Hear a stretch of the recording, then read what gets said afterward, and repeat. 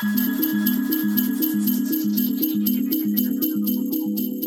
esports fans. This is 2018, the year in esports. I'm joined Thank God it's over. Wait, what? I'm joined by Redeye. Hello.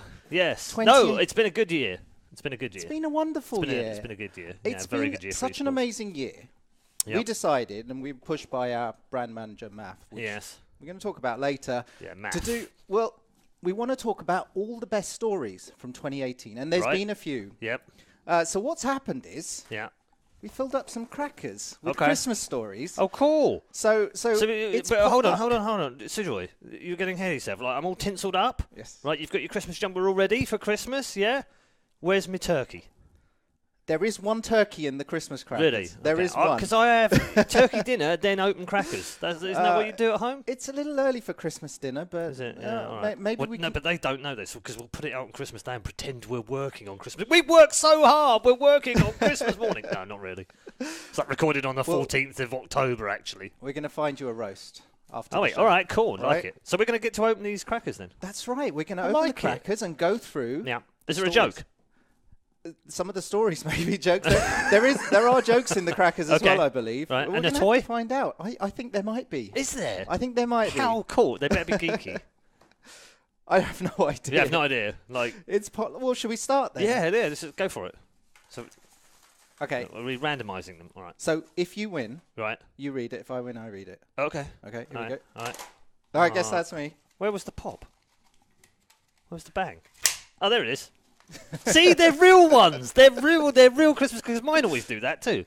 You've got a party hat in there as well. There's no toy. There's no toy. There's no toy, but there is a party hat. Hang on, I need to put the party hat on. Let's do this properly. We are suitably Christmas up. We are so Christmased up. It's unbelievable. Right, what we got?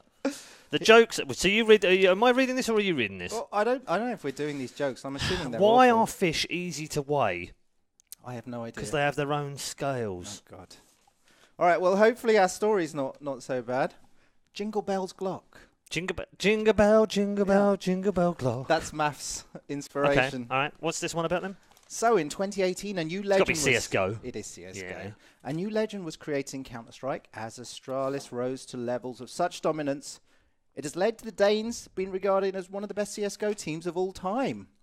In 2018, Astralis won a host of top-level events, including the FACEIT Major and, of course, the ESL Pro League, which we just saw. Yep. And that meant they sealed the Intel Grand Slam. Yep. The first team in history to do that, yep. which is a bonus of $1 million Just for Christmas. Just like an extra cool £1 million for, for Christmas. Yeah, so... Extra little bonus. So the Counter-Strike has been... We've spoke a lot about Dota. Yep. But a team like Astralis, they don't come around that often. No. But they've been absolutely unbeatable. Yeah, I mean, I think the weird thing for me is that, well, not the weird thing, but you say it doesn't come around that often. I think we have periods of Counter-Strike over the last 15 years where one team has dominated. I think back to like the early 2000s, probably NIP, SK had a period of domination at the beginning of the year, actually. Yeah, SK were the number one team. Absolutely. Fnatic also had a period, sort of 2007, 2009, somewhere around that. Again, Pentagram, MYM, now Virtus Pro, not Virtus Pro, but all that, the Polish greats, basically, the Polish five, they had a period of dominance as well. So there have been teams, and then obviously SK, before they were SK actually, well, kind of a mixture of the two, because they were kind of both at one point, LG and obviously Immortals, and they won 2 majors in a year, 2 years back. So there have been teams, and then of course I can't forget an IP that went on that 89 game streak of winning, and right at the very beginning of the game, don't want to take anything away from them, but I think that the competition wasn't as good as it is, or as competitive now as it was. I don't think that's going to happen. No, I don't think so. So I think when you put it in perspective, and you look at what they've done this year, Astralis definitely have a claim for that greatest of all time title. Different people will argue about whether they are or they aren't because they have favourites and there's emotion clouding their judgment. And, for me, I think probably the Golden Five will probably always be the greatest team of all time for me. But that was because I lived through it and I was very close to them and I knew them and I watched what they did and how competitive the scene was. So each person will have their own personal preference. Do I think statistically they are in terms of 1 year dominance? Absolutely, they're the best team of all time, because if you look at their last 13 tournaments, they've won 8 of them. They finished second twice and they finished third twice. What? That's insane. Like, that goes back to April, DreamHack Marseille, when they won there.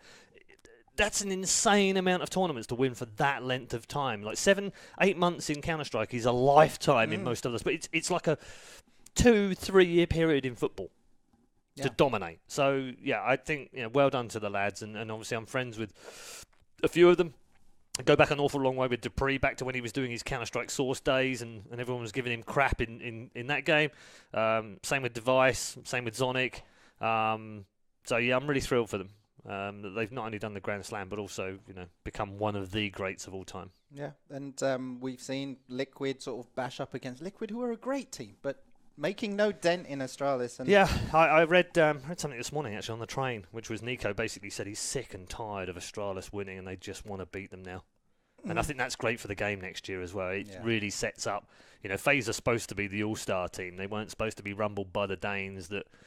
They're just sticking to the same country. That's not what Counter-Strike's about anymore. You're supposed to mix it up and merge different countries and different players. We've seen the Brazilians and the Americans getting together. Obviously, that didn't work out so well. But we've seen a lot more diversity now across Counter-Strike, and yet there they are. The Danes sticking to their tried and trusted, bringing up from the youth ranks. So, good for them. Well, good on Denmark as well. We've seen the Prime Minister get involved, tweeting about the team, and... We stood on stage at Blast Pro Series. I stood there, obviously I was hosting the desk, and I stood there in the room and listened to this man who's the Prime Minister of his country talking about how cool Counter-Strike was. I mean, that's brilliant. Can you see Theresa May doing that in England? Well, no. We've got a little way to go, and we've got a few She's got some problems. other stuff to. She's got some other stuff to deal with, apparently. Yeah. Well, I mean, speaking of the Golden Five, actually. We've had news recently. I don't know if you've seen it, in but the last 24 hours. Yeah, they've ceased competitive play in their Counter-Strike they only had team. 2 of the players left, 3 if you count Cuban as well. But they had 2 active players left with Neo and Pasha. So, it's a bit like Heroes of the Storm dying. It's kind of inevitable. Like, you feel like it's going to come to an end at some point. They can't keep going on. And I think, to be fair, Virtus.pro have been very good to them. If you think back to how bad their form has been, not just this year, but last year as well, very up and down last year, that's 2 years' worth of support and love and care and attention that Virtus.pro have given that team. It hasn't worked out. It's time to move on. Yeah, it's unfortunate, and it's an end of a story, end of an era. Maybe. But we're starting to get to that point in Counter-Strike. How long can Forrest go on? Well, actually, I think Forrest can go on forever because he's ridiculous. But how long can those kind of players go on? How long can Neo go on? How long can Pasha go on? How long can Get Right go on? How long can these boys keep doing what they're doing at a higher level against some of these young upstarts that are coming through, like, Rops and Nico and all the rest of them? They're insane right now, right? And we haven't even talked about the best player in the world, which is simple right now. So there are so many coming through that you just worry that trying to keep that level is going to be tough. Yep. Tough. Retirement comes to us all, Sujoy. I know too well. I know all too well. Okay. Should we do another one? Let's do another one. All right, okay. Yeah, and you pick one this time. I'll do this one then. Am I going to lose the cracker war? Oh, I won one. You've got this one. Just about. Look, that clung on. It just literally clung on. There's nothing in this one. You might have to pull out. Go on. Oh, okay. Dig all deep. Right. I've got to dig deep. Do you want a hat? Shall I do the joke? Do you want a hat? I've got my silly hat. Look, my crown's fallen off. Look, what's going on here? I'm not doing these jokes. They're awful. Are they? Well, no, you've got to do a joke. Where do Santa's elves go to dance? Sleigh balls? Snowballs. Snowballs. Counter-Strike started with a bang. Let's have the pun, please. The pun? What pun? Oh, lovingly created puns for us. Simple Navi, a wonderful Christmas 9. Simple Navi, a wonderful Christmas 9. Okay, I can't save it. Math. These are awful. Anyway, moving on. Counter-Strike started with a bang in January when ELEAGUE hosted their major in Boston. North Americans Cloud9, there's the 9, took first place, beating FaZe in the final with Navi and Simple finishing third. It was to be the last title win for the legendary Skadoodle, who in October announced he was to take a break from CSGO. The event marked the start of a memorable year for CSGO and a turbulent one for North America in particular. CSGO again. Yes. And this is Cloud9's victory at ELEAGUE in Boston. And it feels so long ago. It was. It was right at the beginning of the year in January. But it feels longer ago because we've had so many changes on that team. Yep. Players have disappeared, gone away, come back. They've made roster.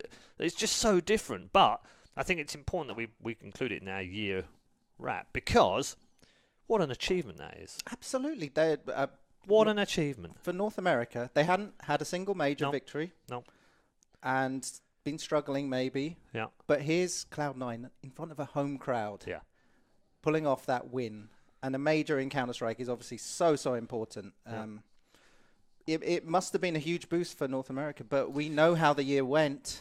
Yeah. I think you can argue that their players are still there. They're still up there. Lost that hat, sorry.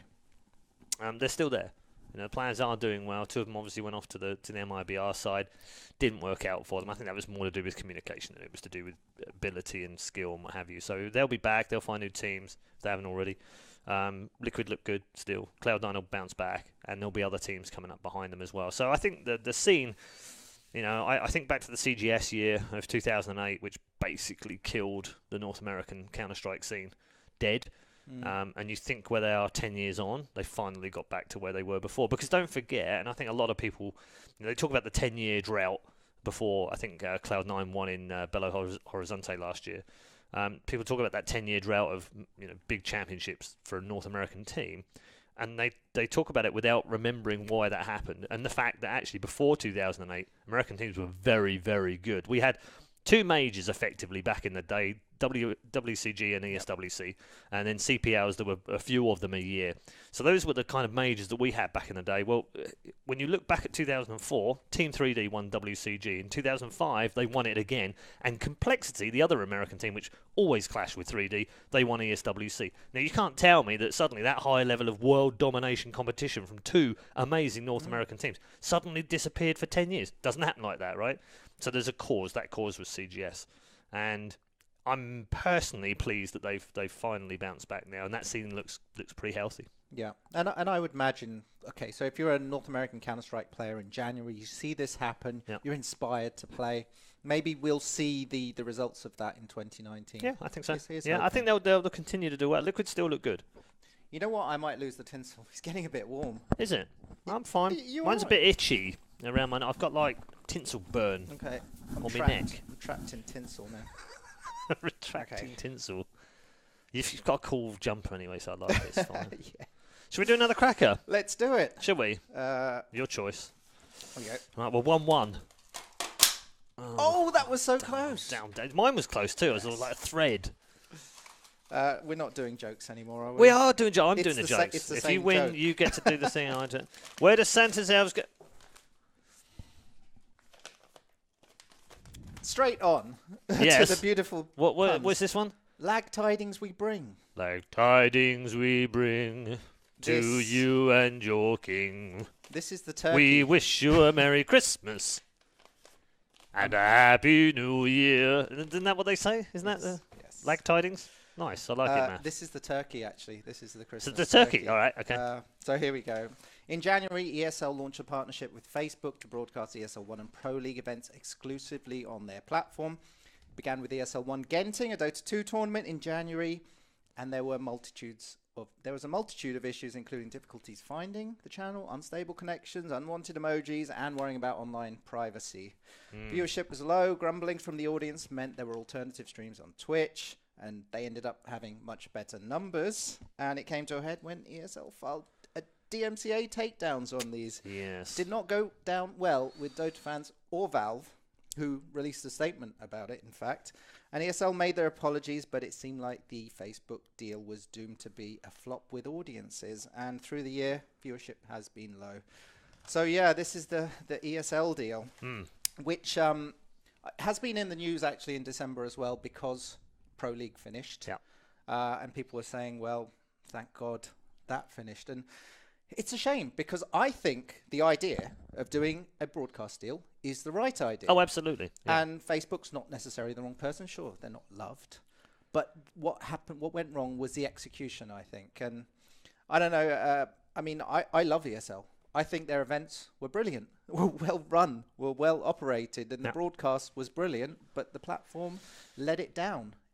Unfortunately. Yeah, I don't disagree with that. I think it's frustrating for me as an on-screen talent when those events go on a platform where the viewership is lower, and you feel it as a talent as well. Like, you do feel it, and I don't think that impacts our performance. But there is a feeling there that it's not going out to as many people, and I think that's a shame because, as you rightly pointed out, I think the production of some of the ESL events this year have been fantastic. It really has. I've thoroughly enjoyed working with the ESL crew on this various Dota events. I think I've done 4 with them this year. And the players love ESL. Yeah, in terms of how they how are the tournaments in run. general. I mean, apart from Genting, where we did have some issues, which we relayed back to ESL, and I have to say they were very good. We sent them a 5-page dossier from the talent team because we had a very poor Genting. Nothing that people would have seen on screen, but from behind the scenes, it was very different from what we were used to. And they fixed an awful lot of that stuff when we went to Katowice, and even more stuff when we went to Birmingham. And actually, I think Hamburg this year was probably my favourite of the 4 ESL events that we went to, and the way we were treated and looked after, and how things ran so smoothly. And Birmingham from a special point of view because it was a major in the UK, obviously. So it got better for us. The downside is that the experience for people on Facebook was tough. And I think the weird thing is, I know early on, speaking to some of the people behind the scenes, they worked incredibly hard on trying to improve it. But the problem is that it serves as a real reminder, and I say this to a lot of my clients at Code Red: if you're going to come into esports, get it right from the beginning. You don't get second chances in esports. Very rarely do you get second chances in esports. So you have to get it right, and you have to understand your audience. You have to deliver what their minimum expectations are, and you have to exceed it to even be thought of as reasonably good. And unfortunately, I think Facebook underestimated that. And so they were always fighting from the moment they came in with a subpar product in comparison to the other people's out there. And then from then on, it doesn't matter how good the product is. The product could be really good right now, right? Really good, better than Twitch, better than YouTube, better than Twitter, better than anyone. It wouldn't matter to the Dota crowd because they've already been tarnished. So it's a valuable lesson for people coming into esports. It's just a timely reminder that you've got to get it right straight away. Yeah. It's unfortunate. I mean, when it worked. But broadcast rights, I'm with you. Like, I think, and I said this at the time, and I got into a little bit of trouble with the community in Dota for this, because I think they misunderstood what I was talking about. In January, when this got announced, right, we got told the same as everyone else did. Like, when we went to Genting, we literally arrived in Malaysia and we were told, oh, this is all going out on Facebook. Listen, we were like, wait, what? Nobody told us. That's weird. And it might have impacted our decisions and our contracts and everything, but it didn't. We need broadcasting rights in esports if we want to grow, because that's how every other sport has grown around the world, right? Now it's exponential. So we ramp one up, and then another one has to go higher, and then another one, and that money pours back into esports. It pours back into ESL, which you could then say, well, they're profit mongers. They're a business. Get over it. They're supposed to make money, but they then invest that money as well. They invest some of it back into other competitions, which benefits all of us. Benefits talent, benefits players, teams, fans, everyone around the world. So it's an ecosystem that can only improve if we improve broadcasting rights across the board. So we need it. And that's what I said in January. That got turned into, you support Facebook. No, I didn't necessarily support Facebook. And I think a lot of what they did was poor, and they should have done better. But they didn't. So they'll have learnt from their mistakes. Now, whether that means they stay involved next year or they lower it or do something different, I don't know. I believe it looks like you're about to be attacked by a Christmas tree. Oh. The set is falling down. This is brought to you live by Sujoy's tape. Yeah, it's fine.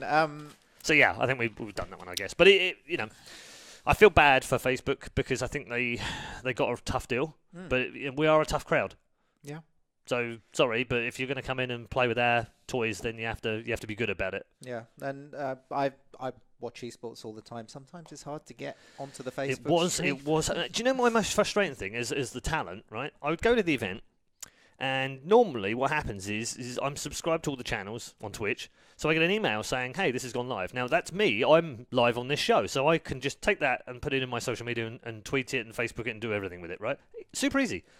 Never got that from Facebook, right? Plus, if I go to my Facebook page, and then I go to ESL's Facebook page, and I click on share, it only shares it to my personal page, which, by the way, I only have like 50 people on from my family, and they don't give a shit about it. So I wanted to share it to my page. I wanted to embed it on my page, which would have then done what? Yep. Sent it all to all the people that follow me on Facebook, and then maybe they've got more viewers. And imagine all the talent did that, and all the players did that. Incredible. Can you do that?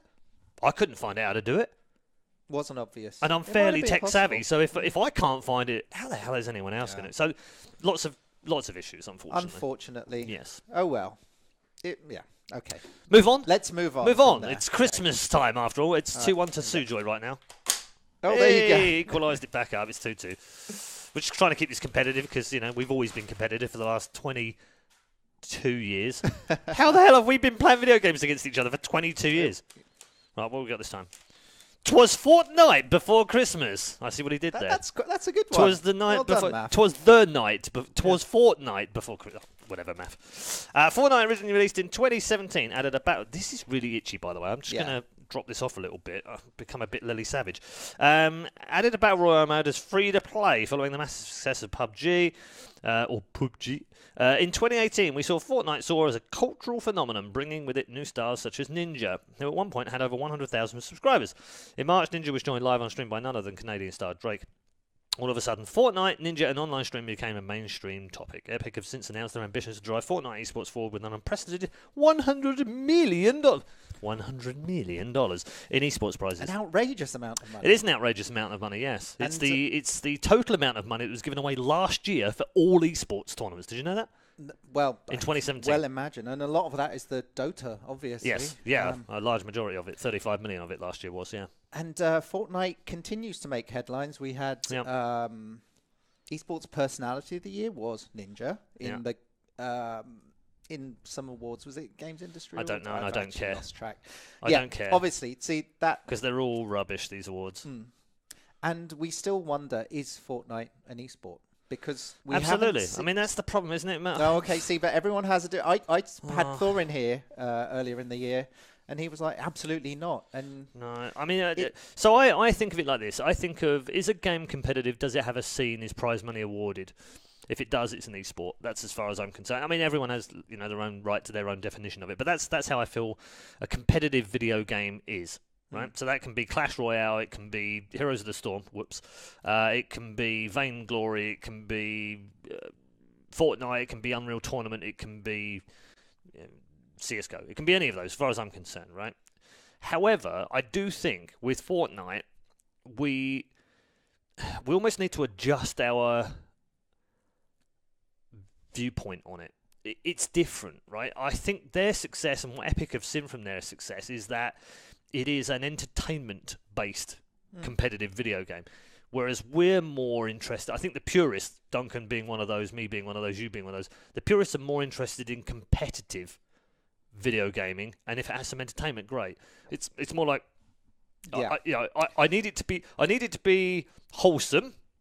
I don't need it to be pay to win, and I don't need it to have RNG too much, and then I'm okay with it. Then it's a more pure, like Counter-Strike, Quake, Dota, League of Legends, all of those games have an element of RNG into them, but they're small enough that actually players can overcome them and skill can overcome them, and the skill ceiling is exceptionally high in all of those games.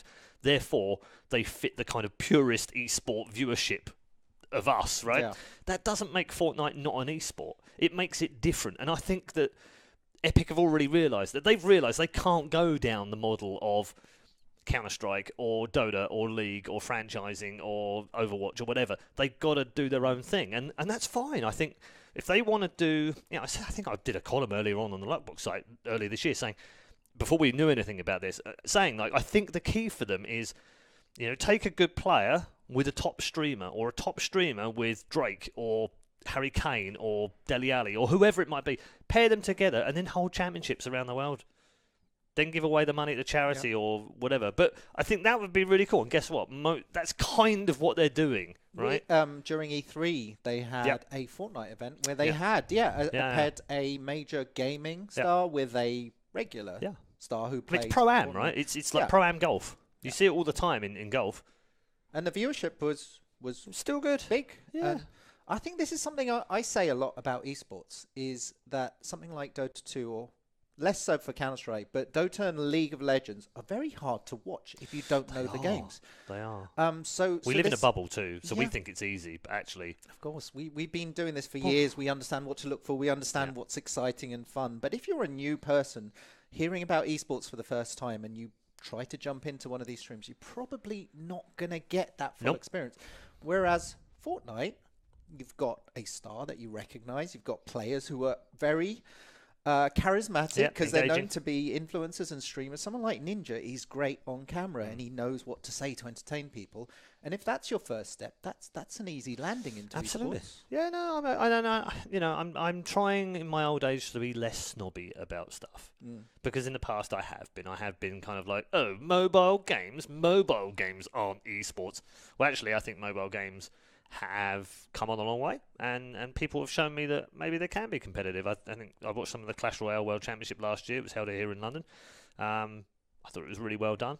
I think the commentary was very authentic, and I think the games were really authentic. I don't think it's a particularly high skill ceiling game, and I think a lot of it's pay to win still. But it still turned me around a little bit in the sense of like, okay, yeah, this has got an esports scene. It can be an esport. It can run a tournament, and people will turn up and watch. So. Yeah, I'm trying to be less snobby. Well, the naysayers for Fortnite would say it kind of detracts from the pure brilliance of, say, someone like Simple. I don't think it does. No, I don't think it detracts from that at all. It's like saying those that play chess, they're not as athletic as tennis players. Won't make any difference. They don't have to be athletic to play chess. Okay. Yeah. And I can still appreciate a great chess player, and I can still appreciate a great tennis player. I can still appreciate I probably can't appreciate a great Fortnite player because I haven't watched enough, but I could if I watched enough, and if I saw something that was amazing, I would still think, oh my god, that's amazing. I've seen some clips where people have plucked stuff out of the sky, long-range sniper shots, and you think, holy Moses, that's amazing. There's still skill involved in that. Yeah.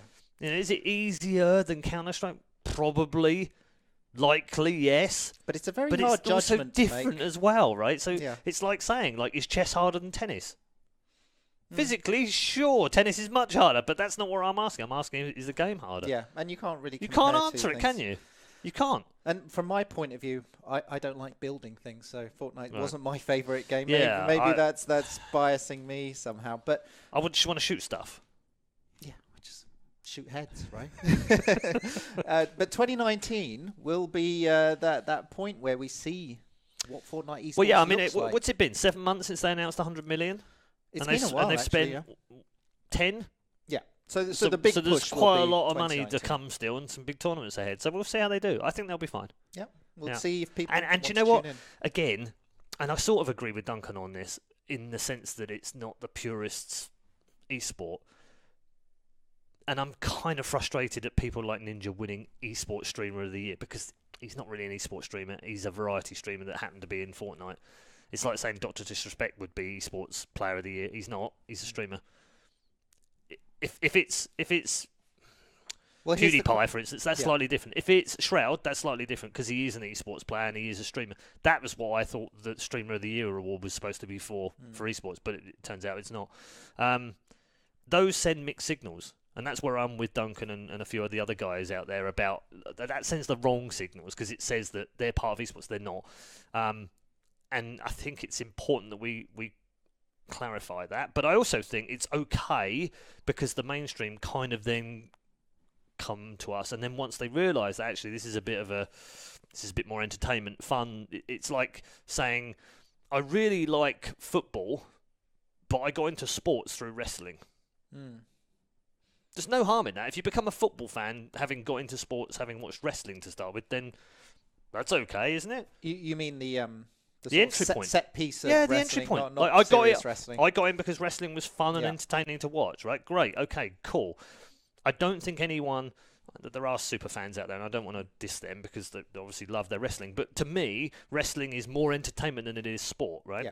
Therefore, if I got into wrestling and I thought it was entertaining, and then because of that I found other sports, then that's okay, right? And I think it's the same for us. You know, if people get into Fortnite because it's an easy way in and it's mainstream friendly and it's got Ninja and what have you on it, great. And then they find Dota or League or StarCraft or Counter-Strike or whatever it might be as a result of coming in because it's everywhere, right? If they're on Twitch, they're going to see next to their favourite Twitch stream, there's going to be a whole host of other stuff, right? And if they click on the page for games, they'll see Fortnite and League of Legends and Dota and they think, oh, what are these other games? Well, if we pick up fans for the rest of the esports, then it's got to be a positive thing. Yep, fair enough. And good, okay. We're done with another one. Next one. All right, I'm going to go with this one. We've only got 3 left, Sujoy. Oh, okay. Oh, for crying out loud. Why am I so bad at pulling crackers? There we go. Is there a new joke? We're not getting any toys. There's no toys in here at all. I'm very disappointed. Math. We need to do better next time. This is Luckbox. More toys needed. No luck. Within Luckbox. What is the best Christmas present? A broken drum. You just can't beat it. You can. It probably just... These are like I've written dad jokes. Okay. Speaking of dad jokes, here we go. We Brit you a Merry Christmas. We Brit you a Merry Christmas. We Brit you a Merry Christmas. This has got to be a story about how good UK esports was this year. It's because we've been bloody great this year for the first time in a long time. Let me read it. All right, sorry. So the UK has always had its more than its fair share of esports talent, but in recent years the country has fallen behind in terms of esports teams and events, particularly in the most watched esports titles, Counter-Strike, Dota 2 and League of Legends. But in 2018, the UK hosted not just its first, but 2 Valve majors. Yep. One for Dota, one for Counter-Strike, each with $1 million in prize money. And not only packed out audiences, sold out. Yeah. But also, we had 2 Counter-Strike players. We did. UK Counter-Strike players on major teams. That's Smooya in big and Def in complexity, which is...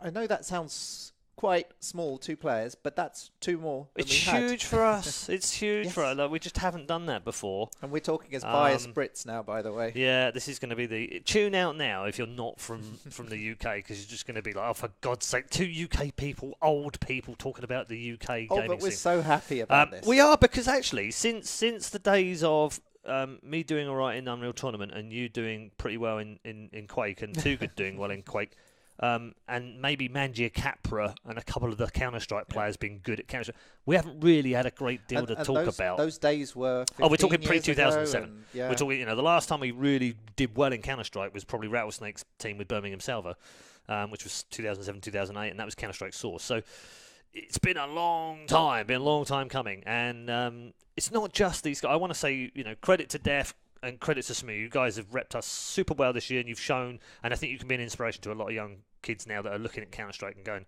oh, actually, we can actually do well in the UK. We've now got an LCS team from the UK as well with XL, so I'm looking forward to seeing how they get on next year as well. We've got London Spitfire obviously having won the Overwatch now, not technically British because obviously Koreans, but a British-based team with the London badge on it, which was great. And then we've got Brandon Lee. Shouldn't forget Brandon Lee. A lot of people, you probably wouldn't have heard of Brandon Lee, but he won the inaugural F1 Esports World Championship last year, and he won it again this year for Mercedes-Benz. So just like Lewis Hamilton won the title for Mercedes-Benz, he also won the title again for Mercedes-Benz in the virtual version of it, which is fantastic. And then on top of that, I came back from Bucharest last weekend and thoroughly impressed by a young man called Tex, who is just about the best FIFA player in the world right now. Okay. And he's from England.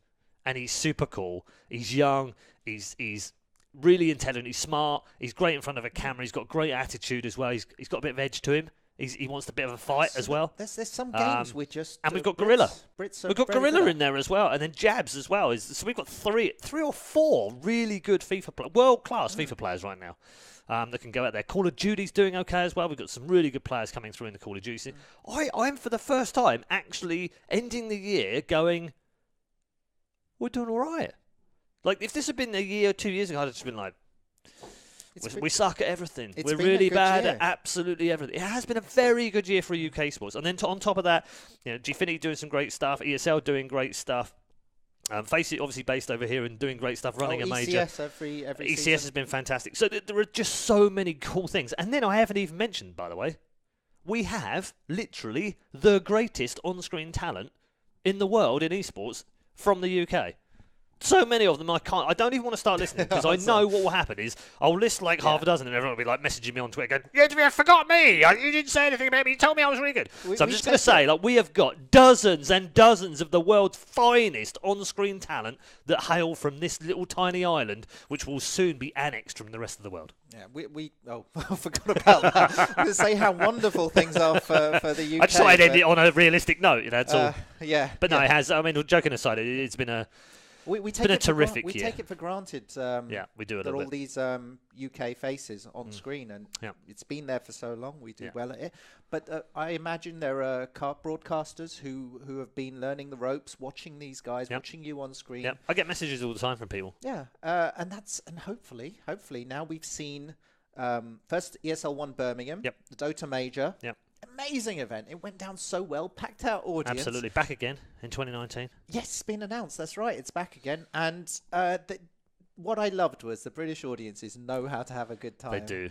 It's so Even boisterous. to the point where they started cheering a sponsor during the ad breaks. Oh, yeah. I mean, DHL were getting shout-outs They gave out cakes. I mean, we're easy to please over here. Just give us cakes in the audience and we'll cheer you during the adverts. Yeah, and all of this, I fingers crossed, we're going to see Dota players, we're going to see Counter-Strike I think players. I think next year, you're right. I think next year can be even better. Just a shout out to everyone that's doing stuff from there's a lot of work going on in universities right now about university collegiate leagues. There's also a lot of universities offering esports courses now. I think this has been the busiest year for me, getting inundated with requests to come and talk at all the universities, and there are so many of them. Shout out to York in particular, because they've done some really cool work, and Stafford as well. Stafford, I think some great stuff going on in the background. They've got the BEA working with the schools, got Yuki working with the digital schoolhouse. There's lots of stuff going on around the youth projects as well, and grassroots gaming, which is fantastic. Really fills my heart, because it's something we've missed over the last 10 years. How do we find the next Sujoy? How do we find the next Too Good? How do we find the next Redeye? All of these things are being answered now by some of the grassroots stuff that's going on. Yeah. The middle is a little bit thin still. There's still a bit of room to grow the middle, but as I said earlier, GFINI, ESL, Faceit doing some great work around that as well in the UK. And then LAN-wise, multiplayer continue to do great stuff. Epic LAN, great stuff as well. So, I think we have a lot to talk about that's really good in the UK. I also shout out to the game and the Belong shops as well. Super cool grassroots stuff going on in there. There's just so much going on. We are so lucky that we have, we've moaned about it for years. Like, we don't have anything. We don't get anywhere. We don't get invites to this. Have a spare a thought for people that play out of Chile or Uruguay or South Africa or Australia, because those guys are really struggling right now. Like, they've got fabulous esports scenes, really passionate people, same as we have here, but they haven't got any of this. None of it. They're trying to fight to get into qualifiers, let alone Bravado have had to move continents so they can play in different tournaments. Yeah, it's tough. And if you want a tip from the UK, we just whine a lot until we get We do, and we need to stop whining and get on with it. Well, and we are. And we are thankful, I think, of a great. So well done, everyone. Everyone that's repped. It's been a very good year. Perfect. Cracker? Next one. Let's tidy up a bit. Shall we? All right. Okay. I've tidied. You're going to have to tidy that afterwards now. You know that, right? I don't know. Can we leave it till next year? We could do. Oh, for God's sake. Oh, are we alternating? No, you're winning Did I get now. The last one? I've lost now. I can't win. I'm 4-2 down. Joke for you. I get the joke. What do you call a bear with no socks on? I don't know. Barefoot. Is that a joke? That was worse than a dad joke. Well, that was like a granddad joke. My dad won't forgive me now. By comparison, maths pun. OWLy night. OWLy night is it's okay. It's all right. Yeah, it's all right. OWLy night. OWLy night. Yeah, it's harder to sing. Quite scan. You don't have Definitely, to. I don't have to sing. Okay, good. All right, so Everyone here we is go. Spared that particular grief. Go on then. 2018 saw the first season of Overwatch League actually launch. There was the inaugural season, the preliminary pre-season, and that Overwatch was in World Cup and stuff like that. But the Overwatch League started in January. The actual first season was 2018. Yeah. Blizzard, of course, have a long history in esports, StarCraft being one of the games that shaped the industry. For Overwatch, they decided to bring the entire league in-house, and their acquisition of MLG meant they could be operated by MLG all year. And Blizzard modeled OWL on the American sports model, with franchise teams representing cities around the world. The grand finals were held in New York Barclays Center in July, where, of course, London Spitfire won convincingly against Philadelphia Fusion. So the question is, what do you think of Overwatch League? Because this is the year, 2018 is the year where they've gone out and they've shown what they can do, and it's been impressive. They've had their own studio for all the broadcast. Numbers have been good, but on the flip side, it was very expensive. The franchises were commanding astronomical figures, particularly LA. I think we were talking, $30 to $60 million to buy a franchise. But how's it gone? What do you think? Well, I think if we do year one, end of year one school report, then they're probably B-. I think that's a decent mark, and it's better than average C's because they've exceeded expectations in a lot of ways as well. And I mean, I know you've mentioned that it costs a lot of money to get in, but it's spread over a number of years at the start. It's going to be more expensive for those coming in this year, for sure. because that money now has to go back into the pot. And guess what? Those initial teams will share some of that money. So actually, they'll probably be better off now than they were from the first year. So it's done well in that sense. In a monetary sense, it's also brought in a lot of money as well. Some big sponsors in there, some big broadcasting deals with Twitch, notably. So from a commercial point of view, it's been a really good success. And from a broadcasting point of view, I think the broadcast has been very good, very professional. They've not been as dull as I thought they might be, and that's no disrespect to the people on there. It's more about I thought this was going to go down the League of Legends kind of very rigid professional route, and you know, don't get me wrong, I love what Riot do on their broadcast. I think some of the most talented producers work on that show, and it is world class, and there's a reason they got the Emmy Award nomination this year for that. But it's super sports orientated. It's not your esports kind of edgy hardcore fun that we see in the other esports. And I thought Overwatch was going to go down that road. Luckily, it hasn't so much. I think it's still kept a little bit of edge. It's still kept a bit of fun. It's got a great vibe about it.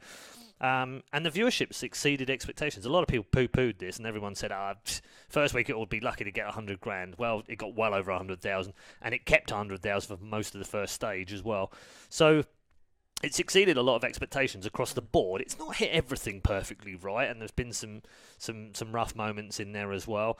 But this is Blizzard and MLG finding their feet. You know, no one's really done what they're doing right. The closest we've had is CGS, but it's not the same thing in one game. It's not the publisher doing it either. It was a broadcaster doing it before. So they're very much finding their feet as they go along. So they're going to make mistakes, and I think we just have to keep that in mind. But we also have to keep them accountable and honest. You know, when they do stuff that we don't agree with or we don't think fits with players or teams, we should call them out, and I think they would expect us to call them out as well. So, overall, I think it's been a good year. I think, and the reason we say we have to call them out is because this is a closed league, and there are no competitors to Overwatch League. It's not like but then you can say the same about the NFL. Yeah, there's plenty of fans for the NFL. But that's the model what they're about going F1? for. Yeah, F1's very similar. It's very tough to get into F1. You've got 100 million spare, Sujoy? Yeah, that's a good point. Fair enough. But it's not like, say, ESL having to compete with other organisers, it, PGL, Star Ladder. But they are. But Blizzard are. They're having to compete for eyeballs. They're having to compete for people on Twitch. They're having to compete for my attention and your attention each weekend. And every weekday that they hold a regular match. They're having to compete against all those other games and all those other publishers and all of those other leagues. So they are competing. You know? And if they go down the blind alley that Riot used to do, they don't do it so much now, and I like that. But they used to be like, we're the only esport.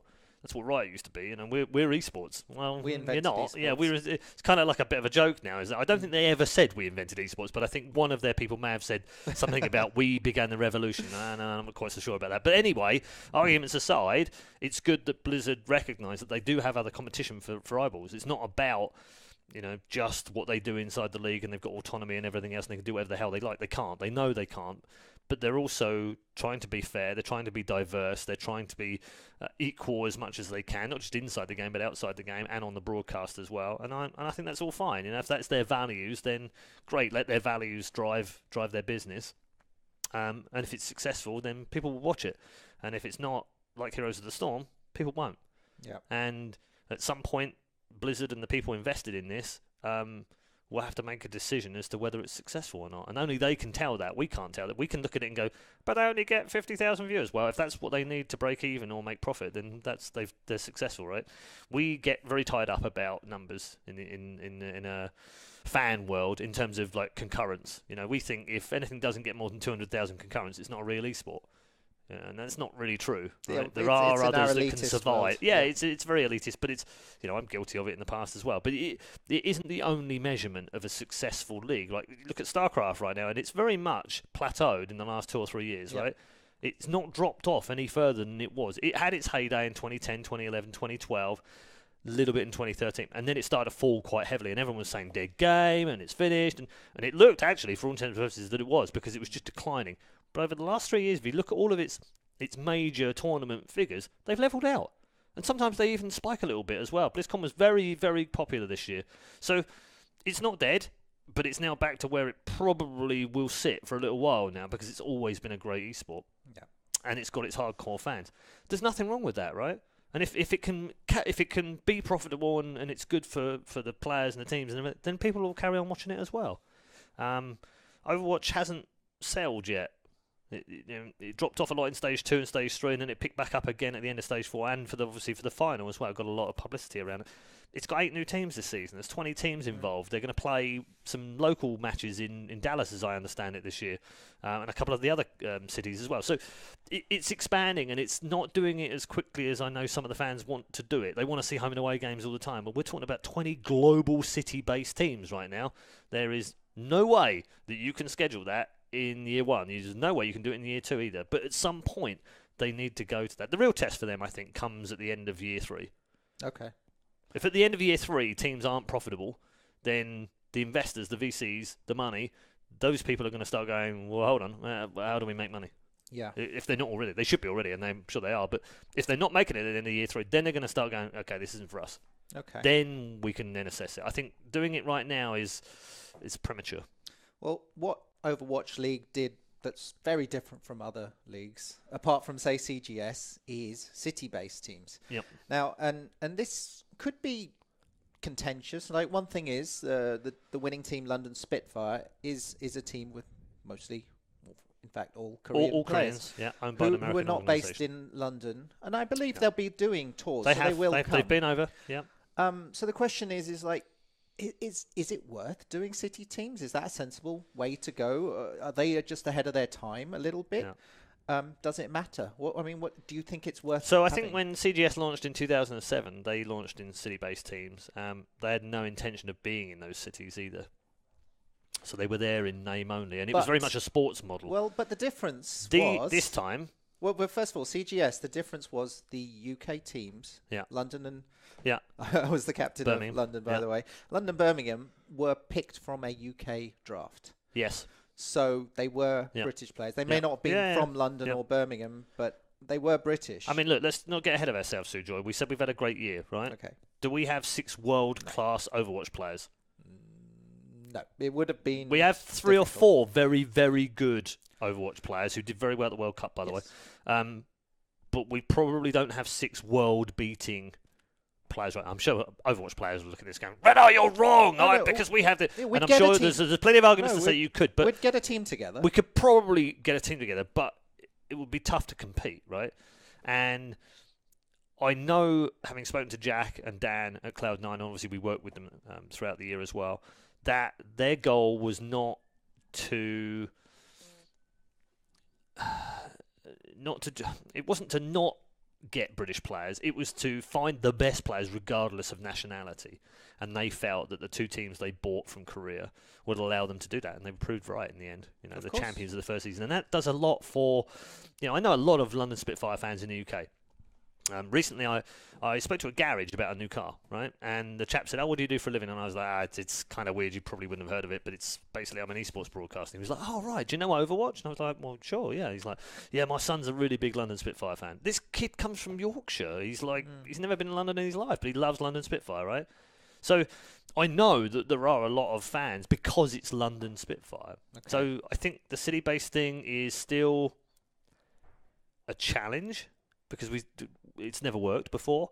And it's also breaking one of the rules, not the rules, but it breaks one of the things that we've had about esports, which is that we have no boundaries, we have no borders, we have no country as such, and that anyone can play from anywhere and for any team, and that we don't necessarily root for teams because of where they're from or where we're from. We do so because we've found a connection with them, whether it be Fnatic, whether it be Cloud9, whether it be Liquid, MIBR or FaZe or whoever. We've found something there, and it could be that there's a player gone there that we really like, and then we've become a fan of the team. That's a popular route. It could be that we've been a fan of the team, and then they've brought players that just make you just go, "Oh, I love this team even more now because they've got this player in there." Or it could be the general manager, or the owner, or the logo, or the fact that they do well in Counter-Strike or Dota or whatever your game is. There's lots of reasons. They're rarely because of where they're from. Rarely in esports, and that's one of the unique things about our industry. So this is a challenge to that because it kind of then suggests that if it is successful, it suggests that actually the same philosophy, the same mentality in esports fans is modelled from sports fans, which is they will support a local team, which doesn't seem unreasonable to me. No, and I mean, we always have face this challenge of how do we get new people involved? And if you are new to esports, how do you pick a team to support? And you know what, making it easier is always a good thing. Sure. Right? Yeah. And more accessible. I mean, one day in the future, we'll be able to select a team from London, and there'll be a team from Birmingham, there'll be a team from Manchester, Glasgow. Yeah, I mean, we're doing a lot of grassroots stuff is already happening, and it will happen. So you have to take that first step. Yeah. And Overwatch League have taken that step. And I'm going to bring up another example because I think it's even more pertinent. And I mentioned it earlier on, the Belong shops, run by Game and Multiplay, right? Now, the reason that I cite them in the UK is because they also have city-based teams for esports now, right? So if I'm in Portsmouth, I can go along to the Portsmouth shop, I can play with all my mates and some friends, and then if someone says, hang on a minute, you're actually really good at Street Fighter or really good at Overwatch, why don't you play for our team? And you go, what team? And they go, we have a team, it's in the league, it's in our own little mini league, it's all amateurs, all semi-pros, no one's paid, it's not professional, but who knows where you might lead. Great, I can now play for Portsmouth Pirates against London Pride in a league, in an organised match, playing for my own city. How cool is that, to go back home that night and go, guys, you never guess what, I play for Portsmouth Pirates now in my hometown. That's so cool, right? And that's happening all over the UK right now. Brilliant, because that's grassroots stuff. It's why I love it so much. I'm not affiliated with them in any way, by the way. I just love the initiative. I think it's a fantastic way of doing stuff. And it will lead to then, inquisitively, they'll then think, well, okay, where else can I go? Well, maybe I can go and find one of the middle tier teams to go and play for now. And then who knows after that, maybe I can get into the Overwatch League or the Contenders League, or maybe I can go and play in Europe or another team. So there's lots of...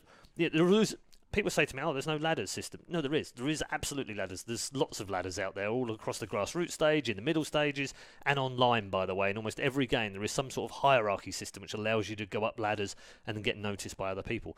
The easiest way of becoming a fan, or a player for that matter, is believing in your local team, right? Same as we did when we played football or anything else when we were younger. It's gone full circle. Yeah. Because originally it used to be an online thing that people played, and you kind of want that social aspect. As a gamer, I want to go to my local esports bar and watch a feed every so often because I'm around other people who like the same thing. Yeah. And it's no longer considered to be a bit weird. Yeah, I mean, like it was when we started. Like I would go into the internet cafe, right?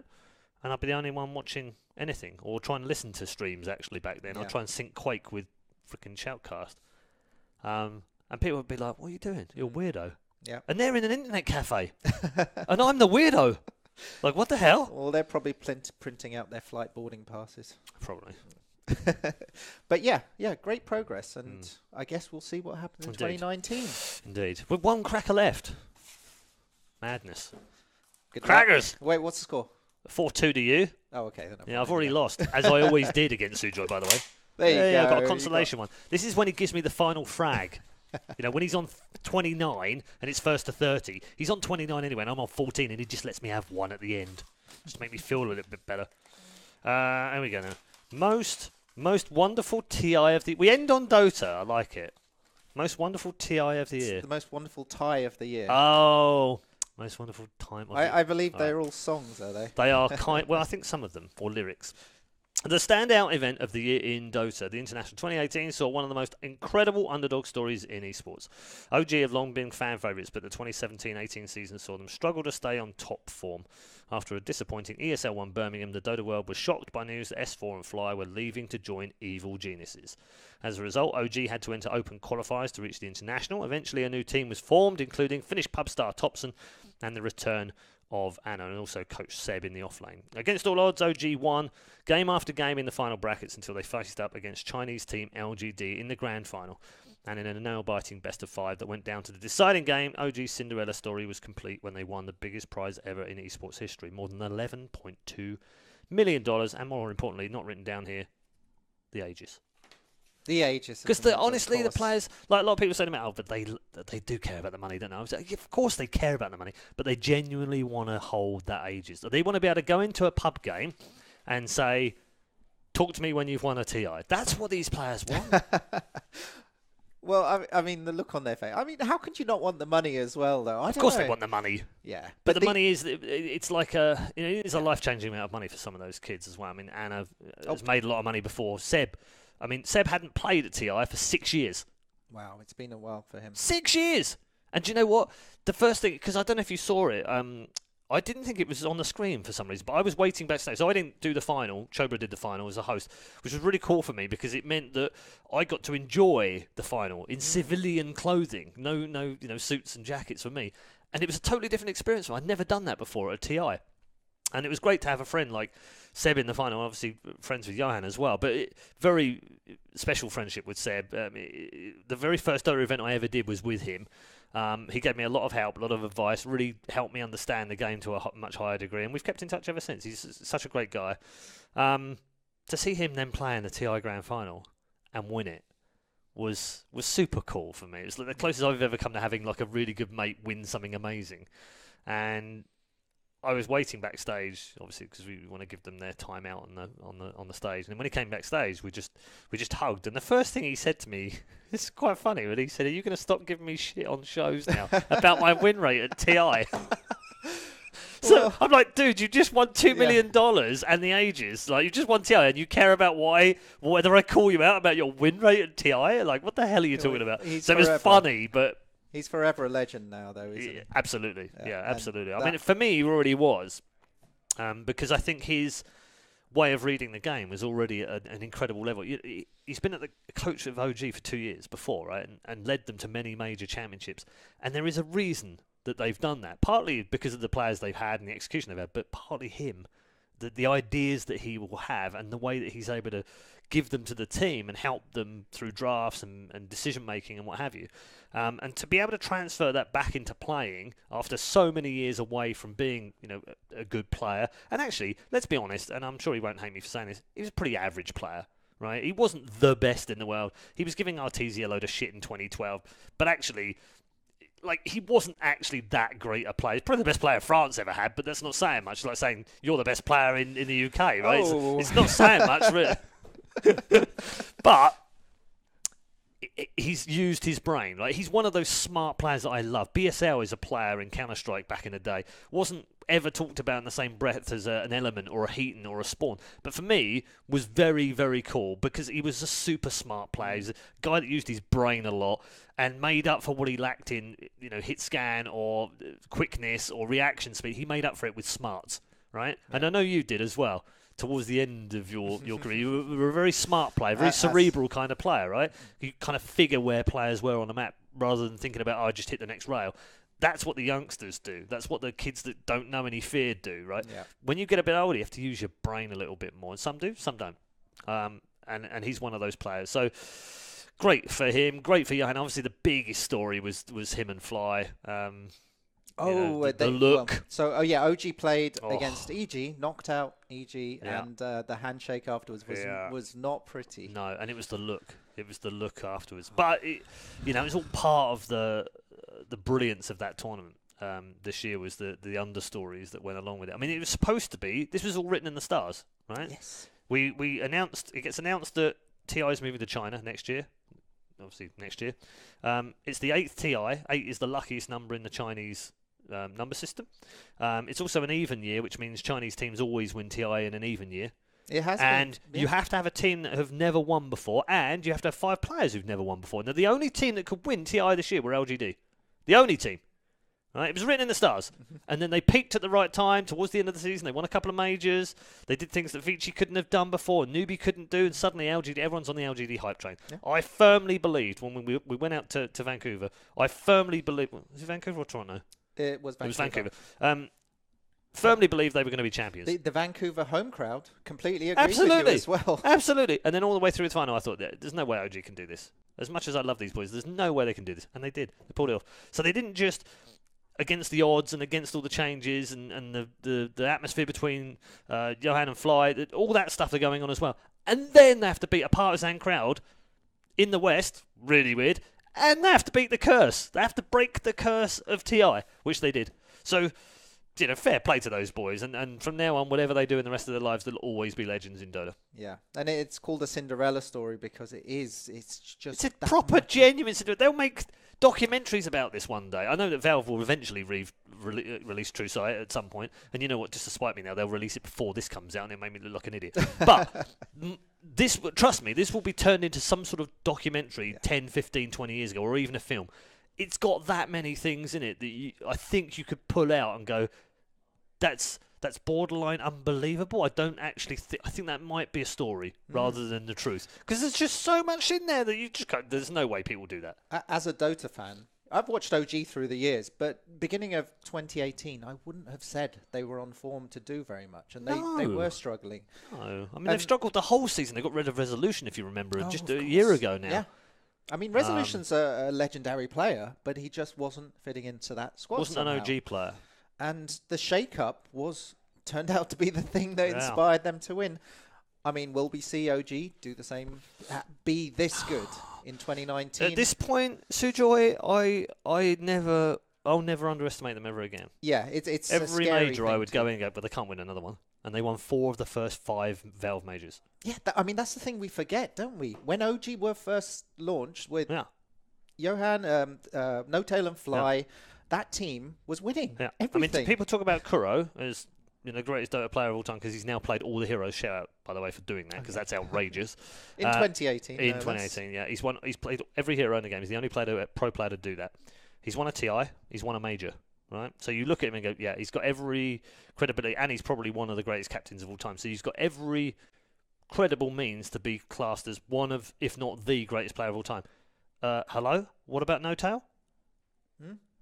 Yeah, like, why does he never get mentioned? All the way back to Fnatic. Well, exactly, but world-class player has been in all sorts of different positions. He's played mid, he's played support, he's played off lane, he's played pretty much everywhere, right? In every team that he's done it, whether he's been with Eternal Envy or not, or Cloud9 or Fnatic, on tons of different teams. He then wins 4 majors with OG, and what we call the real majors, right? And he's won a TI. Hello? Why is no one talking about No-Tail as the greatest player of all time? It's a good year for Denmark. That's a bloody good year for them. Are they going to get knighted or something in there, aren't they? I wouldn't be surprised if Astralis and No-Tail were they in should, their best. If you're watching, Mr. Prime Minister of Denmark, please knight them or sword them or give them OBEs or CBs or MBs or wherever it is you give them.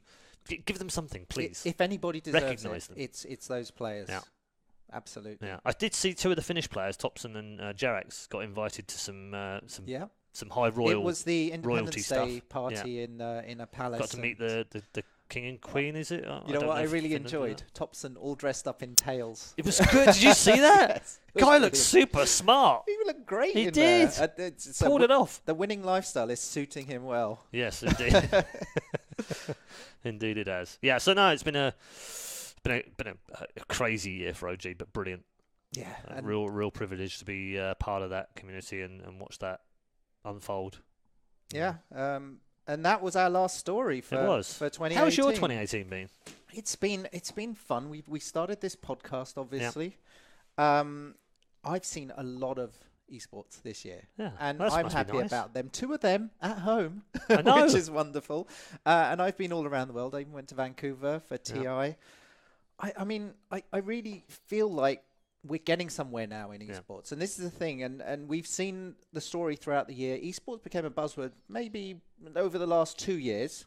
But in the mainstream. This year we've seen it all happen. And we've talked about Fortnite and how that's changed the scene, Overwatch League. Yeah. And even this year, we had other stories such as the IOC having a, was it a forum or a committee on esports? Yeah. Everyone seems to want to be involved. So I'm going to say there's good and bad with this. Potentially, there's outsiders coming into esports, which we are always wary of. We've had our say about the Olympics. Yep. And we should be cautious. Yeah. But at the base of all of that, of that interest is that showing that esports is successful. And the thing I love, the thing we both love, is making it now, and it's working, and people are watching, and people are playing. It's I mean, wonderful. I be careful how I say this. Careful. I don't want this to sound like I'm owed anything or I'm responsible for something, but I genuinely have a lot of pride when I see the amount of talent that we have on screen now. And I think back to what we did 13, 14 years ago when we would fly to an event on our own dime. It would cost us money to fly to an event. It would cost us money to go into the hotel. It would cost us money to basically be involved in esports. It would cost us money. And and we did go through some shitty times. You know, there were some times where you just wondered whether we were going to be able to pay the bills some months, and it did put a lot of pressure on relationships, not just mine, but everyone involved, you know, that was back in the day, and lots of pressure on school time and university time as well from different people. And so I'm very proud when I see people breaking through now, and they start doing big events, they start going all around the world. I think of Frankie in particular this year, who's had a great year, who's gone from someone that was fairly obscure hosting-wise to being able to be able to host almost anything, whether it be stage, sideline reporter, desks, whatever it is, and now in high demand. And I love watching people grow like that, and knowing that me and Marcus and Stuart and Joe and Lee and Jay and Warwick and all of the other fine people that started all this stuff off 18, 19 years ago can now see these people have a career. Yeah. And that's been a very humbling experience this year, being able to watch people do that. So, yeah, I don't know why I went down that kind of sad route. Well, no, it's not sad, though. It's actually happy sad. Yeah, it's happy sad. It's a culmination of a long road. Yeah, absolutely. But there are times, and this is my point, it was going to come down to what I tweeted yesterday, but it comes down to, can we just have a little bit of perspective sometimes? Because yesterday I saw something where players were complaining that, esports jobs aren't as cool as they thought they were. Well, newsflash, people, when you have to work for a living, they're all jobs, right? And you have to work hard. And I work hard, but I also enjoy it. You don't get successful by not working hard. No, it's not a shortcut to success. But if you love esports, then it doesn't matter how hard the work is or how long the hours are, is my point. But we should feel privileged when we compare it to being a dustman or a cleaner or a night nurse doing 12-hour nights, 7 nights a week. I mean, there are some really tough jobs out there that we don't have, and a little bit of perspective would be useful sometimes for all of us. Makes the medicine go down easier. Well, speaking of the year you've had, yes, I want to pull out this the graphic we had earlier. Oh yes. I wonder if I can get it quickly. Sorry, might have to take a second. That's all right. Because I'm reading someone else's email. Yeah, you shouldn't do that. You should log out, Mr. Whoever you were before. Yeah, no, it's been a busy year. I look back because I thought, I wonder if that's my busiest year, and it's not. It's not my busiest year. Hold on, where is it? A year in the life of. This is it, isn't it? Yeah, the graphic. Yeah, it's not my busiest year. My record amount of events was 31, which was 2014. My record time away from home was 246 days. 246. Yeah, that's almost 220 all of this them. year. Yeah. Well, in case you're listening, and we put this on an OWLy, Redeye's 2018, which we tweeted out earlier, 26 esports events in 15 different 15 countries. Yeah. 15 countries. Yeah. $35.1 million giving away at esports. I not my salary, by the way, because a few people said, "Is that your salary for the year?" I was like, "I wish. If that was my salary for the year, I'd be sharing some of it back with you guys." You can seriously. aim for that in 2019. Quite. 220 days away from home, and 49 flights, 212,000, nearly 213,000 kilometers, which is 5.3 times around the Earth. It says there. Almost 300 hours in the air. In the air, yeah. 12.2 days, actually, like consecutive. If you imagine if I took 12 days off, like from midnight to midnight, and then stayed in an airplane for 12 days, that's how long I spent in an airplane this year. It's insane, really, isn't it, when you think of... I wonder now... I've actually got this in Flight Diary, because I keep a Flight Diary, and that's how they're able to put all the numbers together. I wonder now how many days I've spent in the air since I've been doing esports stuff. It might be depressing to find that out. It might be. I wonder if it's a month or more. It's got to be a month. It's got to be more than a month, hasn't it? If it's 12 days in the air for 1 year, and I've been doing this... I've been flying for about 13, 14 years, I think. Yeah, about 13 years. So 13 years. Yeah, no, I'm not going to look at it. That's well, here's hoping, and we're all hoping to see more of you in 2019. Yeah, I'm hoping. My goal is to hit 250 esports events next year, because I'm at 229 right now, which means I need 21 in total, not in 1 year. No, not in 1 year. Be 250 in 1 year would be tough. 229 esports event, proper events. And we'll have a big celebration. And if I can hit 250 next year, I'll be very happy. We'll get you a cake with 250 candles. ESL got me a cake at 200. Did it have 200 candles? Had 200 on it. It didn't have 200 candles on it, but it had the word 200 on it, which I was very, very, very glad to receive last year. Yeah. Okay, well, here's hoping 250 in 2019. Yeah, that'd be fun. And Rob also said if I hit 100 games, because I've done 81, he said if I hit 100 games next year, we have to have a party. And I said I don't think I don't think I can do 19 different games next year. And he said screw it, we'll just have a party anyway then. Well. Here's hoping for lots more success, lots more parties. Indeed. And Thank you very much. Brilliant esports next year. Absolutely. Can't wait. 2019 is going to be the best esports year ever. And that's after saying how cool 2018 was. Well, so thanks for joining us. That's it for the year. We're done. That's it we're for done. the year. But there'll Turkey be more. time. No, there'll be more. It's going to be January again. Okay. We've got the Bucharest Minor. We've got that's all sorts coming up. Straight into it. So not much rest. So take your rest. Spend some time with your family while you can. An hour. In 2019, of course, Luckbox is actually launching, so we'll have a platform. Yes. Yeah, we'll actually have something to show you, which would be nice. But until then, join our Discord channel where you can get onto the private beta, come and talk to us. We'll be having Q&As. I'll hang out. You can message me. Well, you can't message me. You can highlight me in the channel, and if I'm home, I'll respond. There'll be competitions, there'll be live streams, there'll be lots of fun stuff to do on the Discord Get lots of access channel. to all the new stuff that's coming out, news before anyone else does. All of that stuff. And hopefully we'll see you there, but otherwise have a great holiday season.